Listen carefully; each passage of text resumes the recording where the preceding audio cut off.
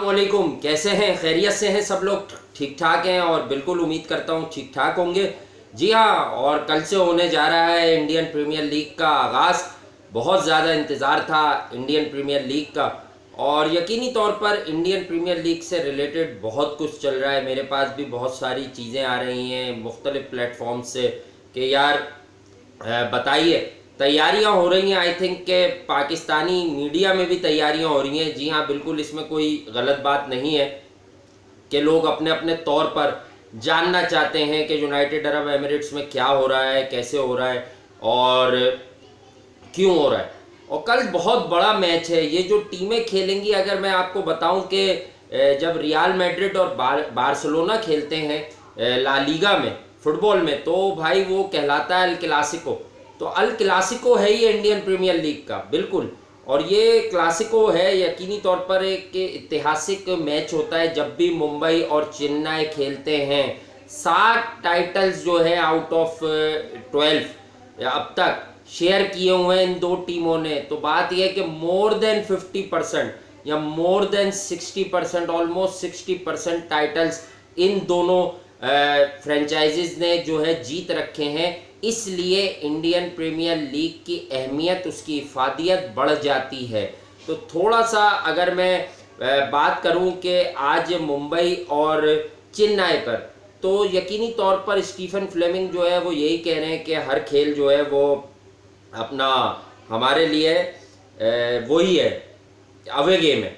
तो ये होम और अवे का एडवांटेज आया किसके पास है। मुंबई ने कहाँ पड़ाव डाला हुआ है, चेन्नई ने कहाँ डाला हुआ है। स्ट्रेट अवे जाएंगे और इन्हें मालूम भी नहीं है कि अबू धाबी की विकेट कैसी है या फिर जब दुबई है तो दुबई की विकेट कैसी है।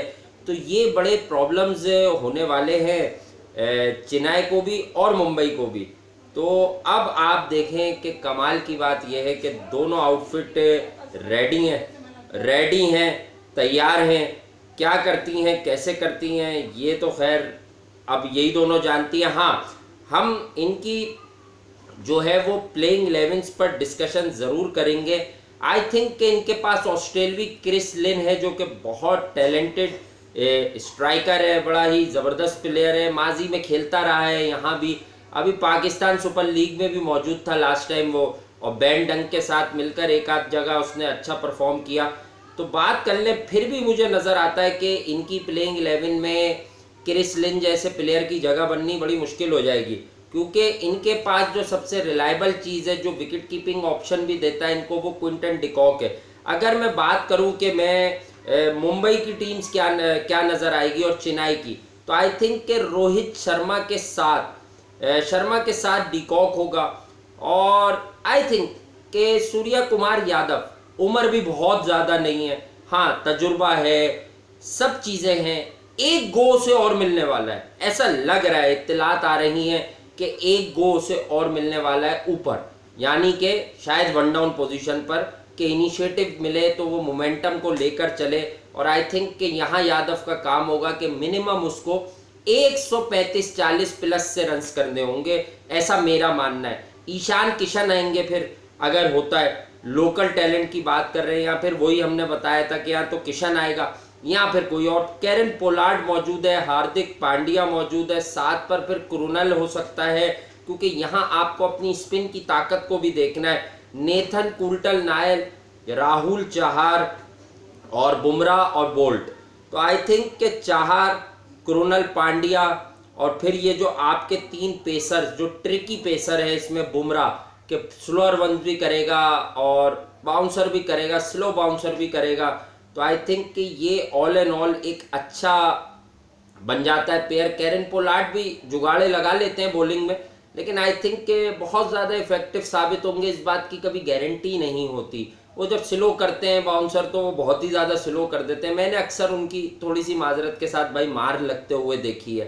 तो आई थिंक कि वो जो बॉलिंग ऑप्शन है वो बहुत तगड़ा मुझे नज़र नहीं आता कि कैरन पोलार्ड वाला ऑप्शन जो है वो बहुत तगड़ा होगा। अब आप बात कर लें कि चेन्नई, तो भाई चेन्नई के पास तो रायडू और वॉटसन मौजूद हैं और फ्रांसवाइज डुप्लेसी हैं, तो फाफ आएगा नंबर 3 पर। रायना को बहुत शदीद मिस करेगी।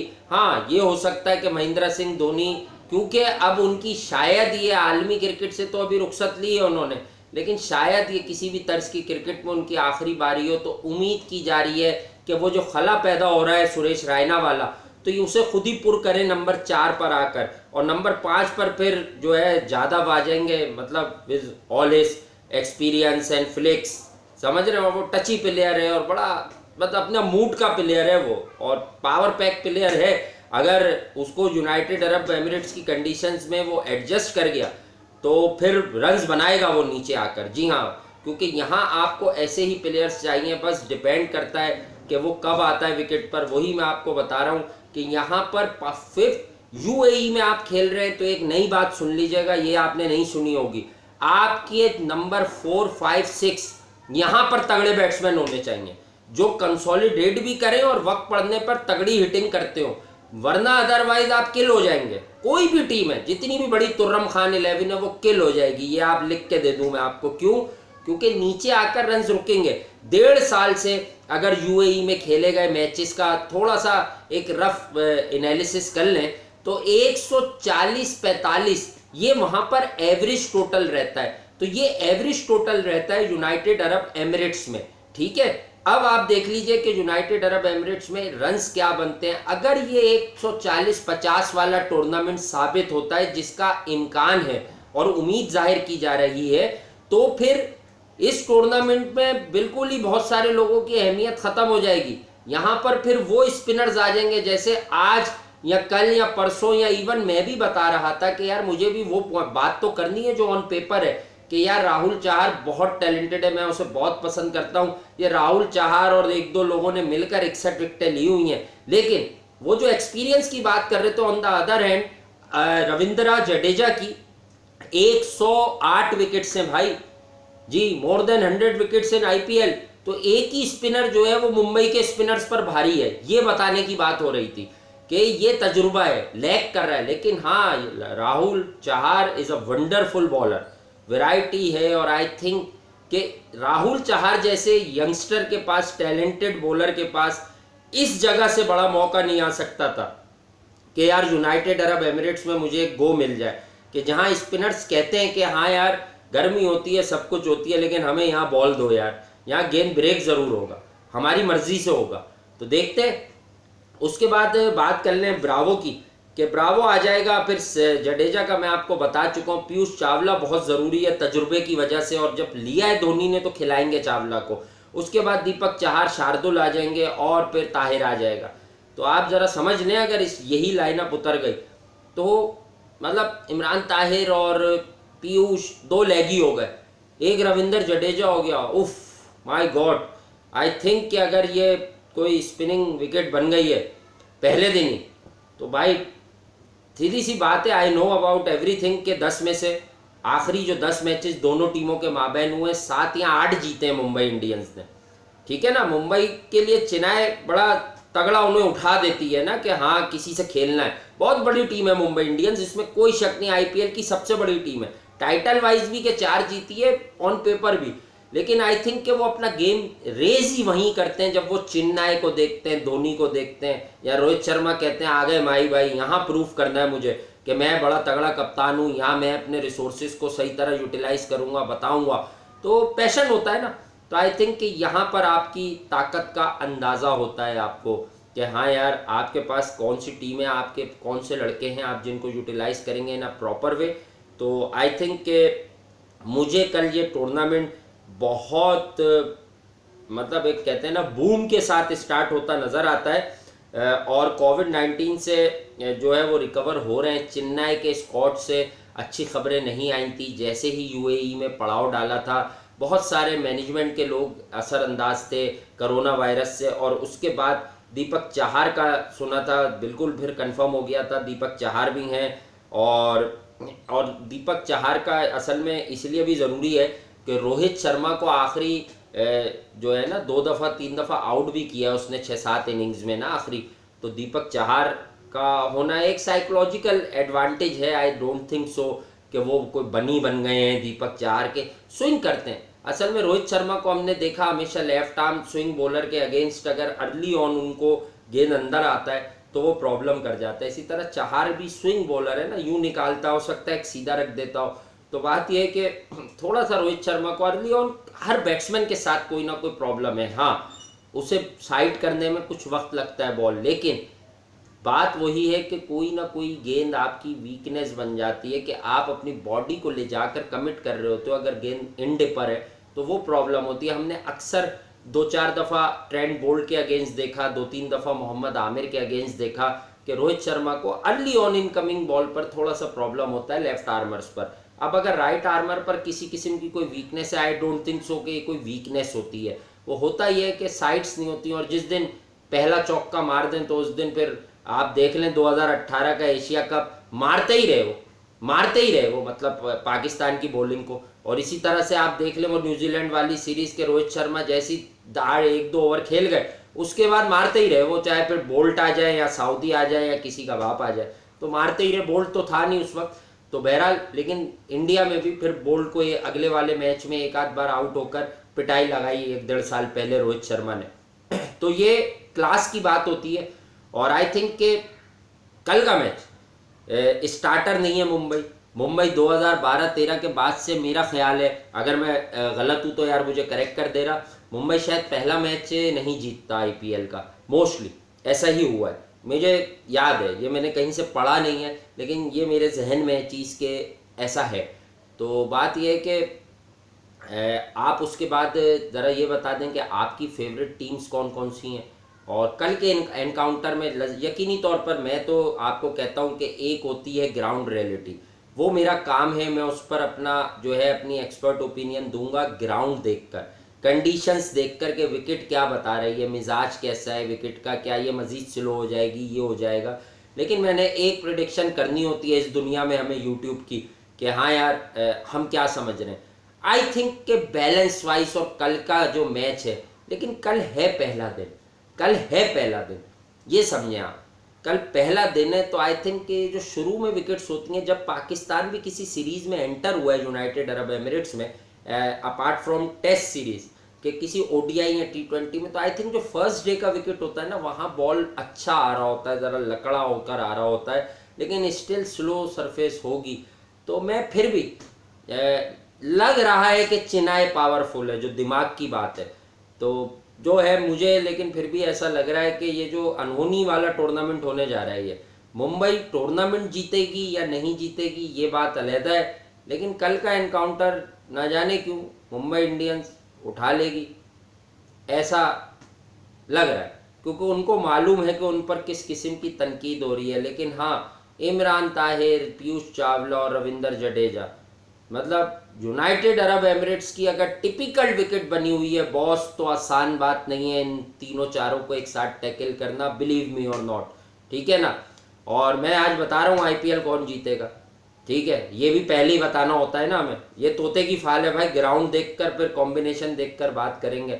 आई थिंक आईपीएल इस बार नई टीम को जीतना चाहिए, ये बहुत सारे लोग कह रहे हैं कि विनर नया होगा, लेकिन यूनाइटेड अरब एमिरेट्स में नया विनर आना बड़ा मुश्किल है। जिसको आईपीएल का फील है ना कि इतना लंबा टूर्नामेंट चलेगा और वो अपने ट्रूप्स को अच्छी तरह हैंडल करेगा, तो I think Chennai still favourite है आईपीएल की। गो के इनकी बैटिंग लाइनअप सबसे ज़्यादा वीक नज़र आ रही है मुझे, सबसे ज़्यादा वीक है, लास्ट 2 में है इनकी बैटिंग लाइनअप, जिस तरह की बैटिंग है। हाँ, ये हेविली रिलाई करेंगे, वो तजुर्बेकार बाबाओं पे रिलाई कर रहे हैं हेविली, वॉटसन और डुप्लेसी, यहाँ से रन आने, राइडू, वॉटसन, डुप्लेसी, अगर यहाँ से रन जिस दिन नहीं आए तो फिर आपकी पूरी बैटिंग जो है ना वो कमर रखकर आप बैठ जाएंगे धोनी पर के माही भाई बाहर निकालो इसमें से। उसके बाद केदार यादव कमाल है सब कुछ, लेकिन मूड से खेलता है वो, अगर फ्लॉप है तो 2 बॉलों में आउट होकर भी चला जाता है, जो सच है वो सच है भाई, ज़रा बात को समझे। चेन्नई की बैटिंग कमज़ोर है, उसके अलावा मुंबई की बैटिंग ताकतवर है, इतनी ताकतवर है कि अगर वो अच्छा कंसोलिडेट वाला स्टार्ट मिल जाए, फाउंडेशन मिल जाए, तो उसके बाद वो इकट्ठा इन तीनों स्पिनर्स को 5-5 रन फी ओवर के साथ भी झेल सकते हैं। लेकिन आई स्टिल बिलीव कि ताहिर, चावला और रविंदर जडेजा, मतलब कहीं ना कहीं अगर पहले नंबर वाला नहीं, मैं पहले नंबर वाला कुलदीप यादव और नारायण को कहता हूँ वैरायटी वाइज, तो ये दूसरे नंबर वाला फेवरेट स्पिनिंग अटैक तो है इस टूर्नामेंट का, यकीनी तौर पर चावला, ताहिर, जडेजा। उफ, चावला एक डिफरेंट किस्म का साइडों पर जा जाके ज़रा फ्लैट भी करता है, लेगी है। इमरान ताहिर लूप देते हैं, मतलब बड़ी एनर्जी है। फिर बड़ा रॉन्ग वन है, चावला का शार्प रॉन्ग वन है, ताहिर का लूपी रॉन्ग वन। बड़ा एक वेरिएशन वाइज बड़ा कमाल मामला है चेन्नई के पास बॉलिंग में, लेकिन बैटिंग कमज़ोर है। लेकिन फिर वही 140 150 पर मैचेस डिफरेंट होते हैं, 175 180 पर मैचेस डिफरेंट होते हैं।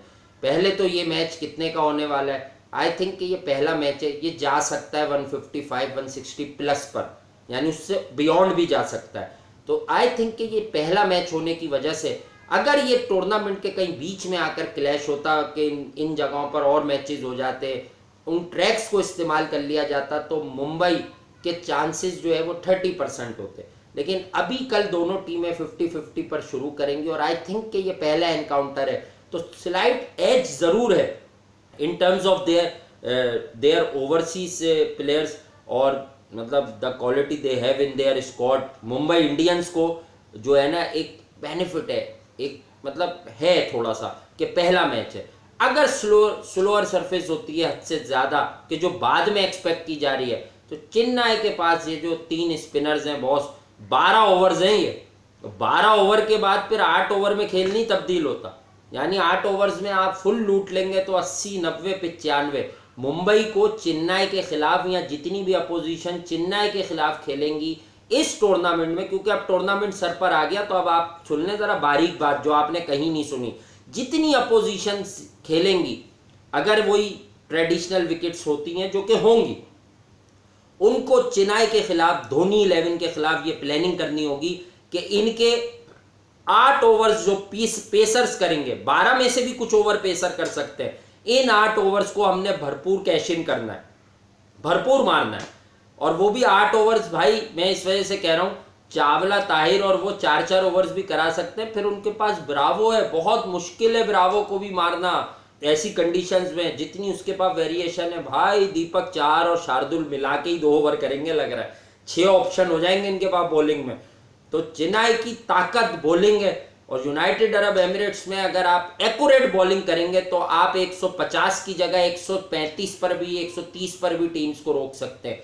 और आई डोंट थिंक सो कि अगर मुंबई इंडियंस 130-35 पर रुक गई तो फिर वो अपनी बॉलिंग के साथ यूनाइटेड अरब एमिरेट्स में चेन्नई को हरा सकती है, मुझे नहीं लगता, विदाउट मलिंगा ऑल्सो। ठीक है, तो ख्याल रखिएगा। और कल से मैंने आपको बता दिया है कि छोटे छोटे सेशंस करने हैं, एक प्री मैच, और पहले मैं कल एक पोस्ट मैच करूंगा शायद, और या पहले बना लूंगा। उसके बाद ये है कि कल के बाद हम परसों से फिर प्रॉपर एक टाइम आपसे तय हो रहा है कि कल के बाद, क्योंकि पहले मैच का तो अभी हम एनालिसिस कर रहे हैं, लाइव आ जाऊंगा मैं। कोशिश मेरी पूरी होगी कि मैं किसी भी तरह आप लोगों के साथ 5 मिनट लाइव आ जाऊं, 10 मिनट लाइव आ जाऊं। लेकिन हम संडे से सेकंड एनकाउंटर से ये कर रहे हैं कि मैच शुरू होने से आधा घंटा पहले मैं, आप लोग स्टे ट्यून हो जाइएगा, बिल्कुल सामने आ जाइएगा और मैं एंटर हो जाऊंगा। और आई थिंक कि फिर विद इन 15 मिनट्स और सो हमारे पास से 20 मिनट्स में प्लेइंग 11 तक मामला पहुंच जाएगा। तो हम लाइव सेशन करेंगे। हाँ, 15-16 मिनट का ही होगा वो लाइव सेशन, मैक्सिमम 17-18 मिनट्स पर जा सकता है, इससे ऊपर का नहीं होगा। मिड ब्रेक जैसे ही इनिंग खत्म हुआ करेगी पहले मैच की इनिंग, तो मैं आपके सामने 5 से 8 मिनट बहुत होते हैं उस इनिंग पर बात करने के लिए, क्या हुआ कैसे हुआ। मैं बस वो 10 मिनट के अंदर का स्लॉट होगा, मैं फौरन आपके सामने लाइव आया करूंगा। ये संडे से मैं आपको बता रहा हूँ, ठीक है, मैं आपके सामने फौरन लाइव आऊंगा।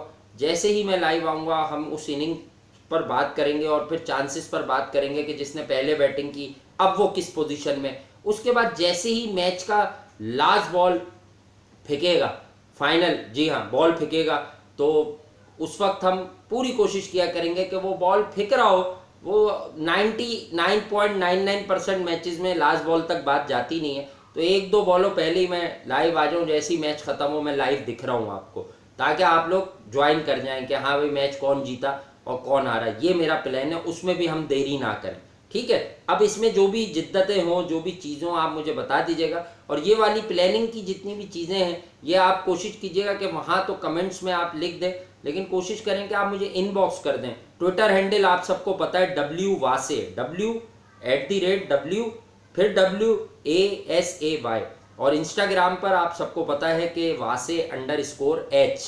WASAY_H। ठीक है, फिर मिलते हैं। आज वीडियो बहुत लंबी हो गई, हालांकि सोचा था दरमियानी वीडियो होगी, लेकिन बहरहाल एनकाउंटर है और पाकिस्तान के मीडिया में यकीनी तौर पर नेगेटिविटी थी इन चीज़ों को लेकर, तो उस पर भी थोड़ा सा बताना था। माजी में चल रही थी कि जो अवाम है या मुझ जैसे लोग हैं या जितने स्पोर्ट्स जर्नलिज्म से वाबस्ता लोग हैं, वो उनमें है एक तजस्सुस हो रहा है कि आईपीएल में क्या हो रहा है, कल मैच होने जा रहा है, आपस में बातें कर रहे हैं एक दूसरे से, सब चाह रहे हैं, नॉट ओनली यूट्यूबर्स, सब रिपोर्ट्स रख रहे हैं कि आईपीएल कैसी होने जा रही है, मुंबई वर्सेस चेन्नई है, कौन जीतेगा, सबका इंटरेस्ट है। अभी कुछ अरसे पहले फालतू की बातें हो रही थी कि आईपीएल करवाने के लिए जो है वो आपने वर्ल्ड कप कैंसिल करा दिया। तो मैं पाकिस्तानी हूँ, ठीक है, मेरा मुल्क है, मेरा नेशन है, हर कोई अपनी कंट्री को पहले देखता है, मैं भी उन लोगों में से हूँ। ड्रामेबाज लोगों की तरह नहीं हूँ कि दुकान चलाने के लिए, बेकार की बातें थी। अभी पाकिस्तान में स्कूल खुले, अब वो आज हमारी सिंध गवर्नमेंट ने कहा है कि स्कूल जो है वो आप अभी आगे फ़िलहाल नहीं खोलेंगे, जो नेक्स्ट स्टैंडर्ड के खुलने थे, यानी कि 9-10 के खोले थे, 9th and 10th स्टैंडर्ड, तो उन्होंने कहा था 6 to 8 के नेक्स्ट वीक खुलेंगे। अभी फ़िलहाल उन्हें रोक दिया है क्योंकि 50-60 केसेस रिपोर्ट हो गए हैं तकरीबन स्कूल कॉलेज से, जब से ये खुले हैं स्कूल। तो बात ये है कि तालीमी इदारों से केसेस रिपोर्ट हो गए। तो बात सुनो यार, ये 15-16 टीमें जो वहाँ झक मारने ऑस्ट्रेलिया में जाती T20 वर्ल्ड कप में बगैर क्राउड के, अपने क्या घर वालों को रिकॉर्ड कर करके दिखाते हैं यार, ये बस बड़ा मजबूरी है भाई, हमें भी रहना है यहाँ, तो हम इसलिए थोड़ा मजबूर है। लेकिन ये लोगों की बात कर रहा हूँ, ये लोग हैं बड़े बेगैरत, ये गलत बातें करते हैं। ये मैंने सुनी थी 2-3 महीने पहले कि आईपीएल की वजह से ये हो रहा है, ये गलत बात है। ओ भाई, कोई आईपीएल की वजह से वर्ल्ड कप कैंसिल नहीं हुआ है। वर्ल्ड कप कैसे करा सकते थे तुम लोग? ये देखो आईपीएल में कितने मसले हो रहे हैं इतने से इवेंट में यार, 8 टीमों के, हालांकि एक ही मुल्क से आई हुई फ्रेंचाइजीज हैं, सही है, सिर्फ उनके ओवरसीज प्लेयर उन्हें ज्वाइन कर रहे हैं। इतना बड़ा जो खेत खलियान लेकर 16 टीमें या ऑस्ट्रेलिया में जाती, मतलब कोई शर्म होती है, कोई हया होती है, लेकिन है नहीं। ठीक है भाई, तो फिर मिलते हैं। मैचेस का मैंने स्केड्यूल आपको बता दिया, बड़ा मशकूर हूँ, अपना ख्याल रखिएगा। टाटा, बाय बाय, सत श्री अकाल, आदाब, अस्सलाम वालेकुम।